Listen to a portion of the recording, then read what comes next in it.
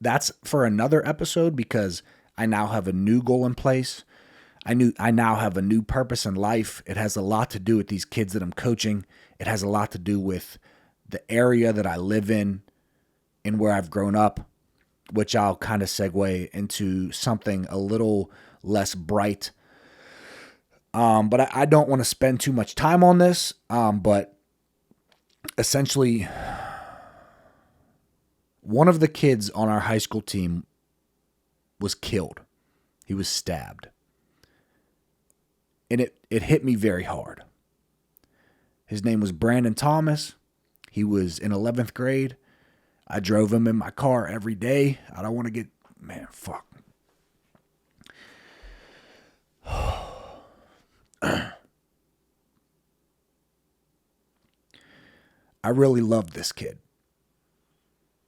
And I didn't understand how much I love these kids and how much I care about these kids that I coach and I train. But I drive these kids in my car every single day. We drive to the gym and I put these kids through workouts. And we drive to AAU every single weekend. And I'm constantly asking parents, hey, can you drive this weekend? And I'm constantly hanging out and spending time with these kids and trying to coach these kids and trying to teach these kids and trying to mold these kids into better versions of themselves, because they don't come from a good area. I come from exactly where they come from. And this kid's life was taken away from him. And I cannot continue being a fat fuck. And I cannot continue being a hypocrite. And I cannot continue to try to help these kids be the best version of themselves when I am not being the best version of myself.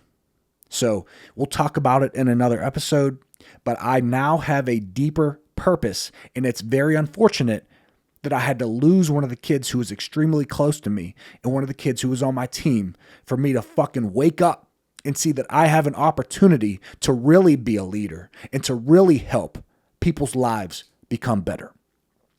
So guys, I don't want to talk too much about that anymore. As you can see, it happened very recently. So, motherfuck. I'm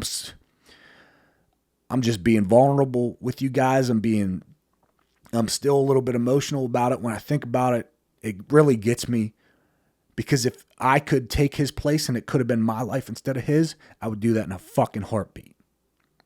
But this is where we're at. And this is why I'm back. And this is why I am no longer taking life for granted. And this is why I am back and I am better, because I now understand the opportunity that I have.